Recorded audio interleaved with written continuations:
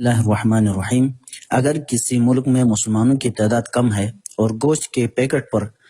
حلال گوشت لکھا ہوا ہے اور ہمارے لیے یہ معلوم کرنا ممکن نہیں ہے کہ یہ گوشت جس حیوان کا ہے اس کو شرعی طریقے پر ذبح کیا گیا ہے یا نہیں، تو کیا ہم اس گوشت کو کھا سکتے ہیں؟ جی ماشاءاللہ، بہت اچھا سوال ہے۔ دیکھیے، میں ایک کلی قانون بتا دیتا ہوں کہ گوشت کے سلسلے میں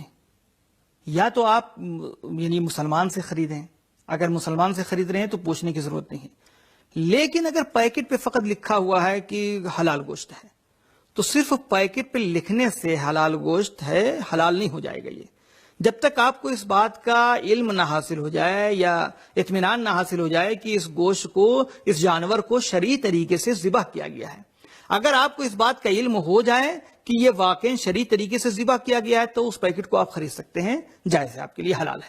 لیکن اگر آپ کو اس بات کا علم نہیں ہو پا رہا ہے یا آپ علم حاصل نہیں کر پا رہے ہیں تو آپ ایسے گوشت کو قطعا نہیں خرید سکتے۔ ایسے گوشت کا خریدنا اور ایسے گوشت کا کھانا جائز نہیں ہے، چونکہ گوشت میں یہ ہے کہ اصل یہ کہ ذبیحہ نہیں ہے، مگر یہ کہ آپ کو علم ہو جائے۔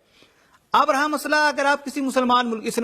اسلامی ملک میں ہیں یا بازار مسلمانوں کا بازار ہے تو وہاں سے آپ خرید سکتے ہیں، پوچھنے کی ضرورت نہیں ہے۔ لیکن اگر مسلمانوں کا بازار نہیں ہے، کسی کافر ملک میں ہیں، تو جب تک آپ کو اس بات کا یقین نہ حاصل ہو جائے کہ اس جانور کو شرعی طریقے سے ذبح کیا گیا ہے، اس وقت تک آپ اس گوشت کو استعمال نہیں کر سکتے ہیں، نہیں کھا سکتے ہیں۔